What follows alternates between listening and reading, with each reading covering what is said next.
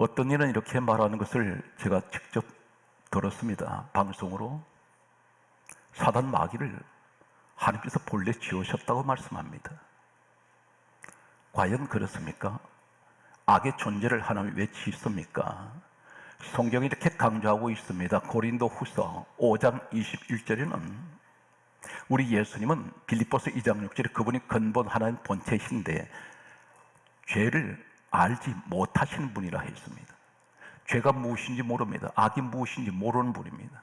선하시고 성결하신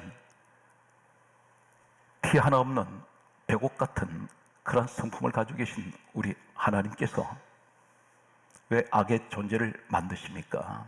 오늘 이 사실에 관해서 그동안 잘 알지 못했던 이 사단 마귀는 어떤 존재일까요?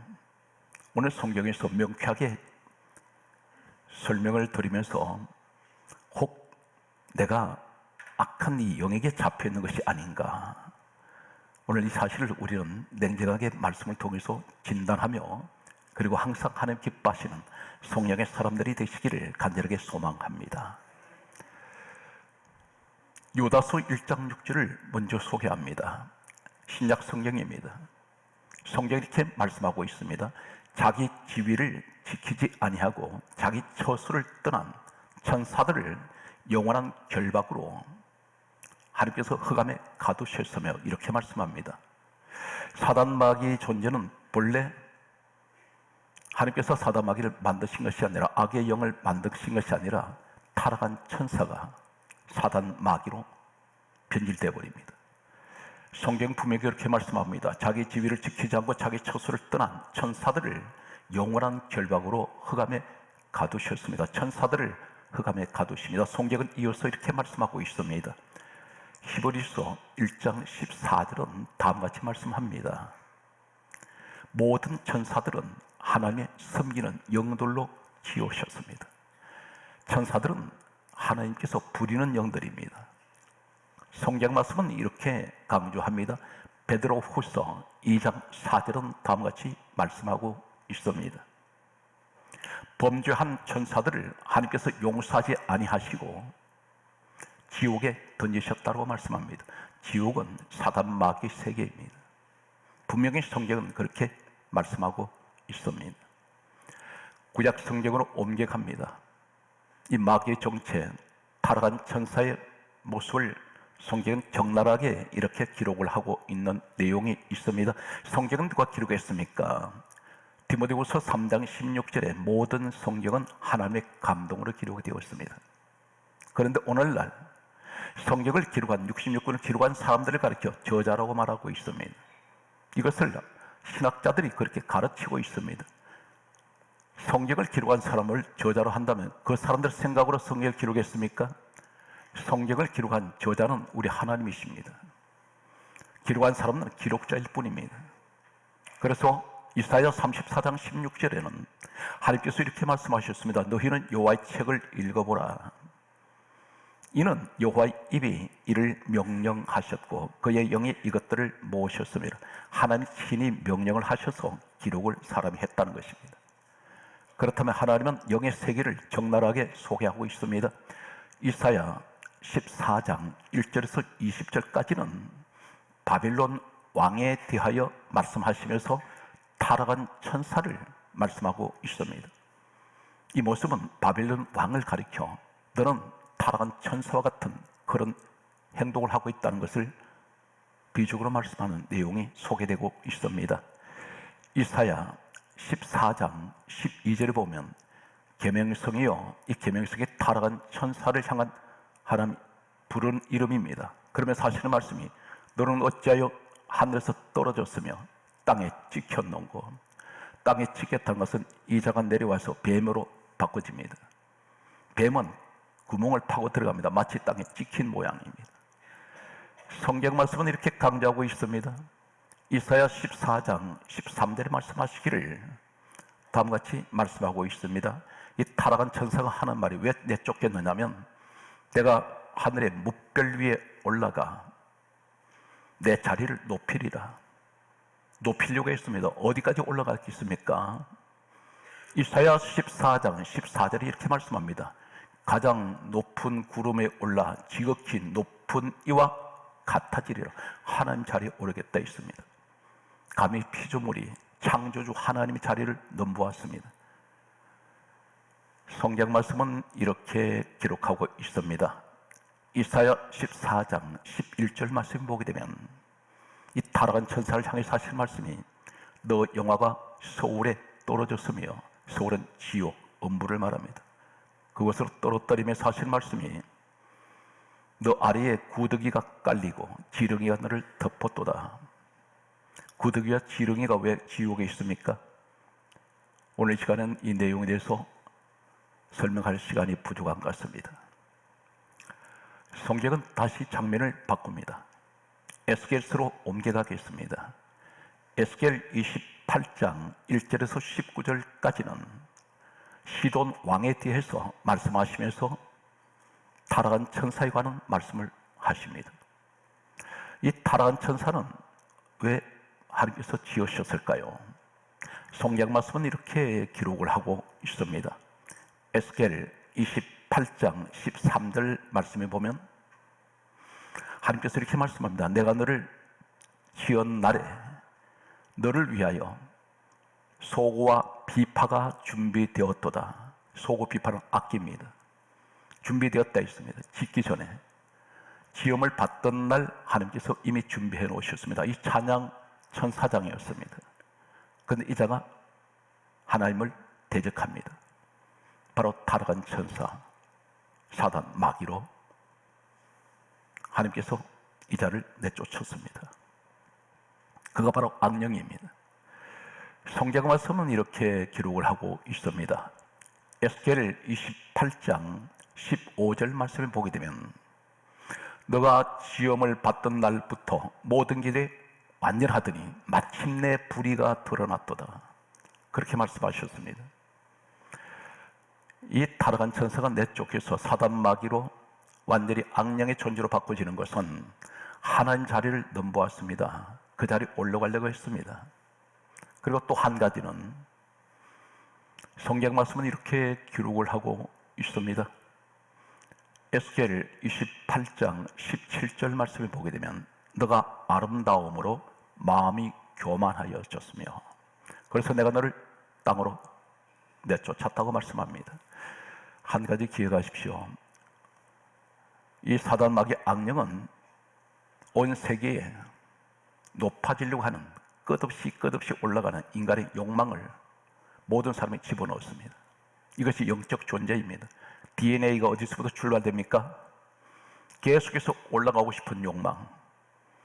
인류 비극입니다. 한 나라가 자신의 나라에 만족하지 않고 다른 나라를 빼앗습니다. 더 올라가고 싶습니다. 더 넓고 더 크게. 오늘 이 사회가 구조가 전부 올라가려고 합니다. 다른 사람들 짓밟아버리고 밟고 올라가려고 하는 시대가 바로 욕망의 시대입니다. 정확하게 성경에서 말씀드린다면 이건 타락한 천사의 영으로부터 시작되고 있습니다. 교만합니다. 이 교만의 원조가 누구입니까? 마귀입니다. 타락한 천사로부터는 사탄의 이 생리가 속성이 교만입니다. 성경 그렇게 분명히 말씀합니다. 하나님 내쫓아버립니다. 성경 말씀은 이렇게 기록하고 있습니다. 요한계시록 12장 9절 말씀 보게 되면 옅뱀, 마귀라고도 하고 사단이라고 하는 온천을 꿰는 자가 하나님께서 땅으로 내쫓으시니 그의 사자들도 함께 내쫓기니라. 어디로 내려왔습니까? 지금 땅으로 내려왔습니다. 땅으로 내려왔는데 인간 사냥을, 영혼 사냥을 합니다. 쉴 사이가 없습니다. 베드로전서 5장 8절에 하나님께서 이렇게 말씀하셨습니다. 근신하라, 깨어라. 너희 대적 마귀가 우는 사자같이 두루 삼킬 차를 찾아서 돌아다니고 있다고 했습니다. 대상을 가리지 않습니다. 영혼 사냥을 하고 있습니다. 그래서 교회 건전한 사람을 이단으로 끌고 갑니다. 교회에 있는 사람을 여러 가지 시험에 들게 해서 세상 밖으로 끌어냅니다. 구원을 받지 못하게 하려고 구원의 대열에서 이탈시킵니다. 사단 마귀는 수단 방법을 가리지 않습니다. 이러한 때에 이제 우리는 이 땅에 내려왔던 사탄 마귀가 에덴 동산에서 최초의 사람 아담 하와를 유혹하는 장면을 소개합니다. 죄를 집어넣었을 때 결과가 어떻게 돌아가는지 우리 가정의 모습을 보게 됩니다. 그리고 이 시대를, 우리 특히 한국 교회를, 그리고 이 사회를 지금 당면하고 있는 위기라고 말하는, 국난이라고 말하는 우리 민족의 영적인 모습을 조명을 합니다. 창세기 3장 1절에 뱀이 에덴 동산에 나타났습니다. 이 뱀을 가리켜 계시록 12장 9절은 옛뱀, 곧 마귀라고도 하고 사단이라고 하는 온천을 꿰는 자라 있습니다. 뱀을 마귀, 사단으로 말씀하고 있습니다. 뱀의 형체로 나타났습니다. 하나님께서 이 땅에 최초의 사람 아담을 지으셨습니다. 그리고 그의 아내 하와를 지으실 때 창세기 2장 22절에는 아담의 갈비뼈에서 그 아내 하와를 만드셨습니다. 이때 아담이 하와를 향하여 이렇게 고백을 합니다. 창세기 2장 23절에 보면 내 뼈 중에 뼈요 내 살 중에 살이로다. 이 말이 무슨 말입니까? 자신의 갈비뼈에서 만들어진 이 아내를 보면서 하는 말이 당신은 내 뼈 중에 뼈요. 이 말은, 그리고 내 살 중에 살이라는 말은 당신은 내 모습이라 있습니다. 당신을 보면 내 몸이라고 있습니다. 그런데 그 몸 가운데 가장 소중한 뼈 중에 뼈, 살 중에 살이라고 있습니다. 그만큼 이 아내에 향해서 누구보다 소중한 그 표현을, 이보다 더 큰 표현은 없습니다. 그런데 하나님께서 창세기 2장 17절 말씀에 다음과 같이 말씀합니다. 선악을 알게 하는 나무 열매는 먹지 말라. 먹는 날에는 반드시 죽으리라 했습니다. 반드시란 말씀합니다. 죽는다 했습니다. 그런데 이 사단 마귀가 최초로 선악과를 먹게 만든 그 장본인, 그가 누구냐면 하와입니다. 하와 여적에 접근을 하게 됩니다. 접근을 해서 이렇게 말합니다. 창세기 3장 5절에 말하기를 그것을 먹는 날에는 하나님과 같이 되리라. 이 말에 하와가 선악과를 먹게 됩니다. 무슨 말에 먹었습니까? 하나님같이 된다는 말이에요. 이것이 사단의 생리가, 하늘에 타락한 천사가 하나님을 대적할 때 하나님 자리 위에 올라가려고 했습니다. 하나님 자리에 올라가려고 했던 그가 땅에 내려와서도 결국 하나님같이 되고 싶은 이 욕망을 버리지 못합니다. 그것을 하와에게 전이시킵니다. 하와는 이 말을 듣고 먹었습니다. 놀라운 충격적인 한 가지 사실을, 오늘 비밀을 여러분에게 소개할 때 전율을 느끼는, 소름 끼치는 한 장면을 여러분 목격하게 되고 듣게 될 것입니다. 창세기 3장 6절에 하와가 이렇게 성경 기록합니다. 정확하게 창세기 3장 6절에 말씀하기를 하와가 선악과 열매를 따 먹고, 한글은 단순하게 따 먹고 되어 있습니다. 그런데 원본은 여러분 우리가 가지고 있는 영어 성경이나 모든 성경은 다 번역되어 있습니다. 원어의 해석을, 의미를 찾기가 대단히 불가능합니다. 그런데 이 내용에서 따 먹고, 따 이 말은 히브리어로 라카허입니다. 라카허란 말이 무슨 말인지 아십니까? 선악과 단순하게 따 먹었다, 따라는 이 단어 하나가 충격입니다. 라카허, 이 말은 똑같은 라카허 히브리어 원본을 사용하는 단어가 어딨냐면 에스겔 16장 32절에 다른 남자들과 내통하여 간음한 아내로다. 간음했다는 것입니다. 이 따라 말은 라카허, 다른 남자가 내통했다는 것입니다. 내통이란 말이 라카허입니다. 이 라카가 간음했다는 것입니다. 그래서 바로 이어서 창세기 3장 6절에 선악과 열매를 따 먹고 3장 7절에 바로 어떻게 합니까? 자기들이 벗은 줄을 알고 하체를 가립니다.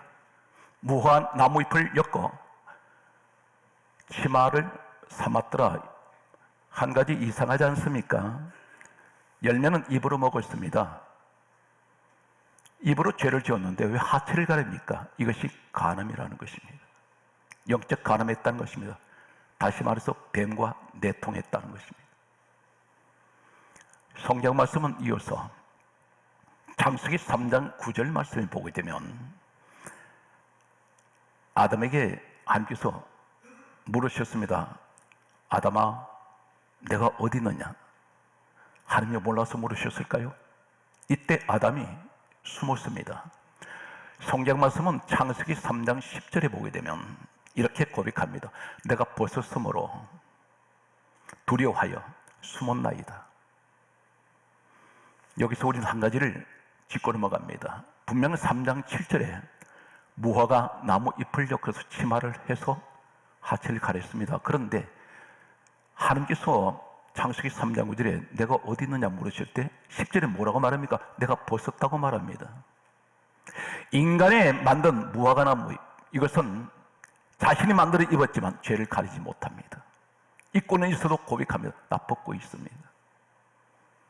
그러면서 여기서 두려워하여 숨었나이다.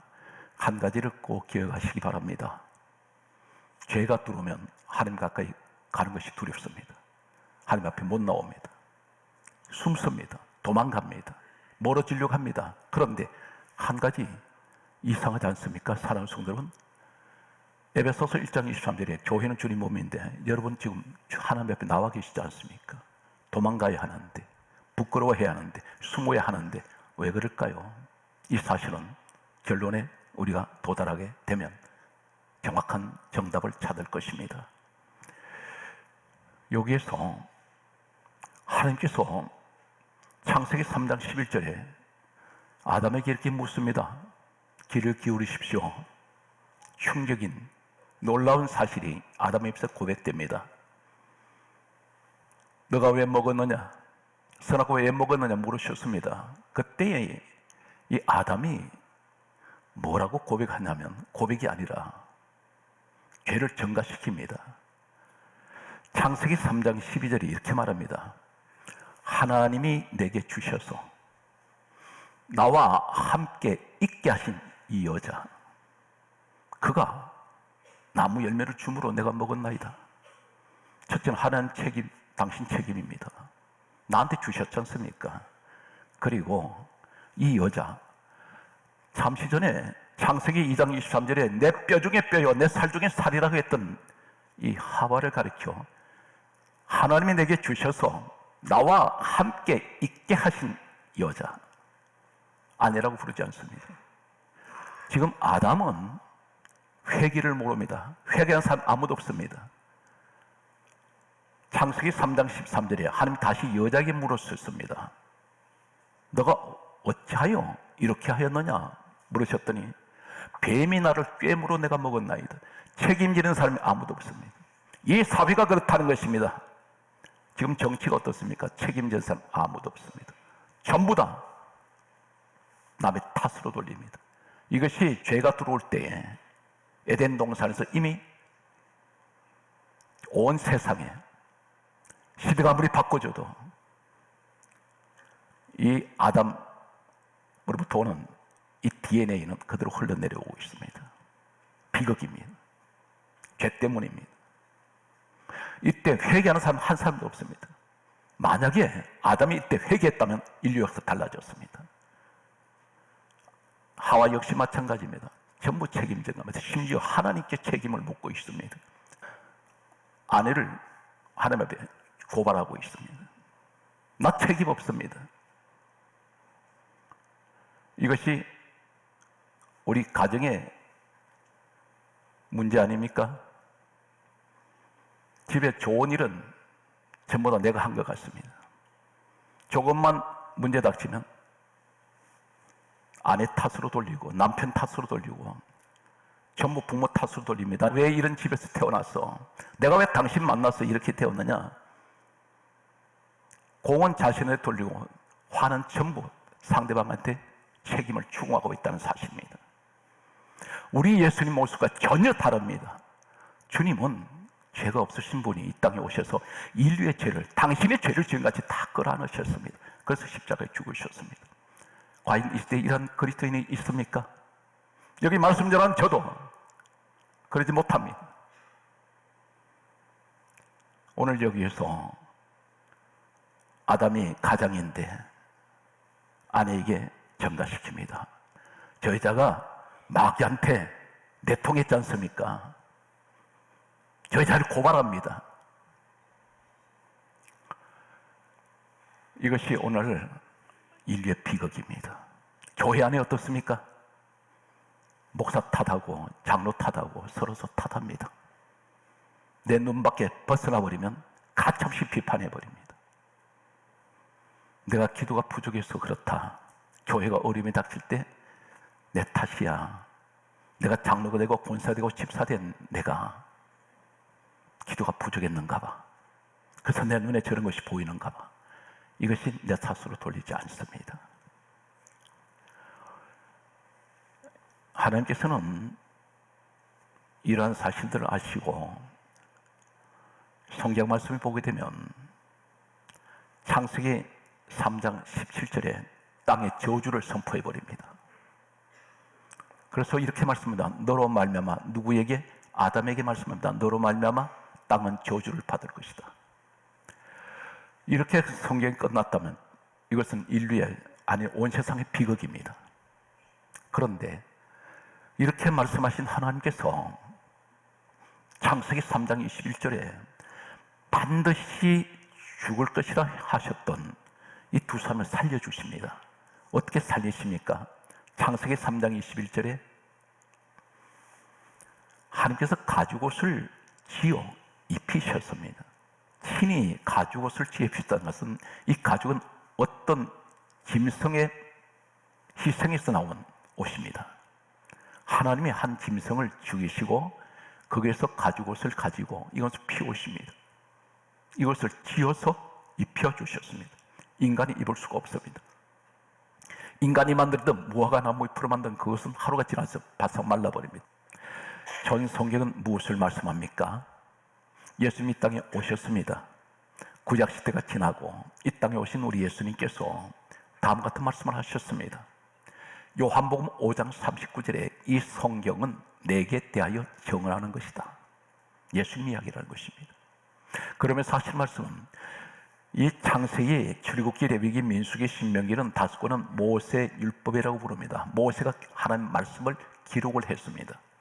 그런데 요한복음 5장 46절에 예수님 오셔서 하신 말씀이 모세는 내게 대하여 기록했다. 그러면 이 가지고 사건이 무슨 말입니까?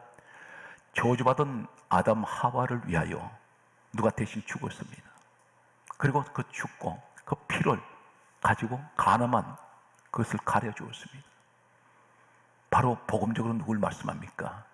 예수 그리스도의 이 땅에 오신 십자가의 죽음을 말씀합니다. 예수님이 죽으시면서 우리 죄를 가려줍니다. 성경 말씀은 이렇게 기록을 하고 있습니다.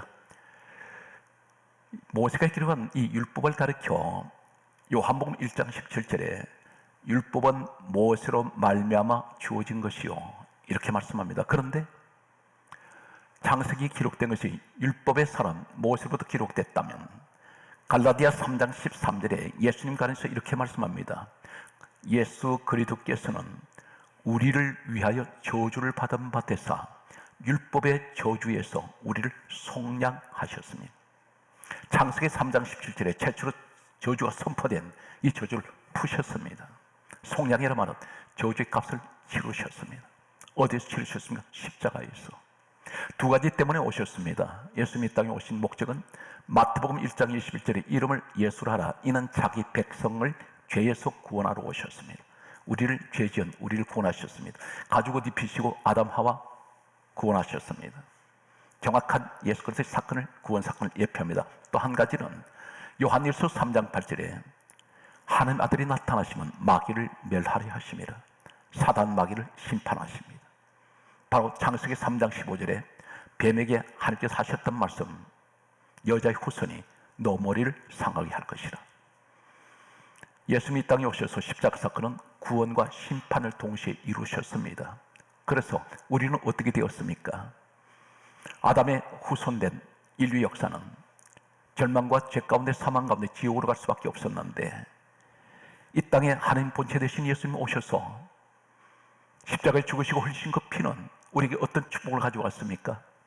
성경 말씀은 이렇게 기록하고 있습니다. 요한 1서 1장 7절에 예수의 피가 우리를 모든 죄에서 깨끗하게 하셨습니다. 우리 하나님을 찬양합니다. 오늘 구원하신 우리 주님께 박수로 영광 돌려주시기 바랍니다. 성경 말씀은 단회적으로 우리 죄가 어느 순간에 어디까지일까요? 영혼에 속죄되는 이 축복은 히브리서 9장 12절에 예수의 피는 우리를 영원한 속죄를 이루었습니다. 영원히 속죄가 되었습니다. 로마서 8장 1절에 선언합니다. 다시는 우리를 정죄할 자가 없습니다. 저주가 오지 않습니다. 확실하게 예수 안에 계시기 바랍니다. 성경 말씀은 이렇게 강조하고 있습니다. 그러므로 말씀하시기를 요한복음 14장 6절에 예수님이 이렇게 말씀합니다. 내가 곧 길이요 진리요 생명이니 나로 말미암지 않고는 아버지께로 올 자가 없다. 주님이 아니면 천국을 못 갑니다. 그것이 바로 구원의 길은 예수밖에 안 계십니다. 사도행전 4장 12절에 말씀하고 있습니다. 다른 이로선 구원을 얻을 수 없나니 천하 만민 중에 구원 얻을 만한 이름은 예수 외에는 주신 일이 없습니다. 이 사실 믿으시기 바랍니다. 확신하십니까? 오늘 우리는 저주받았던 인생이 예수 그리스도 말미암아 저주에서 축복으로 바꿔졌고 사망에서 생명으로, 지옥에서 천국으로 옮겨졌습니다. 그러므로 오늘 이 시간 죄 가운데 우리를 구원하신 우리 주님을 찬양합니다. 갈라디아 6장 14절에 말씀을 정리합니다. 내게는 우리 주 예수 그리스도 십자가 외에는 결코 자랑할 것이 없습니다. 이 땅에 우리 하나님 아버지를 찬양하는 것은 영광을 돌리면서 이 예배를 마치고자 합니다. 독생하신 예수 그리스도 그 아들을 죄인들 위해서 이 땅에 내려보내셔서 하늘 보좌를 버리시고 이 땅에 오신 우리 예수님을 십자가에 친히 매달리게 하시고 죽으시고 피를 흘리심으로 모든 인류의 죄를 대속하신, 오늘 또 우리 영원하신 전능하신 우리 하나님 아버지를 찬양하고 그분 앞에 모든 존귀와 영광을 올려드립니다.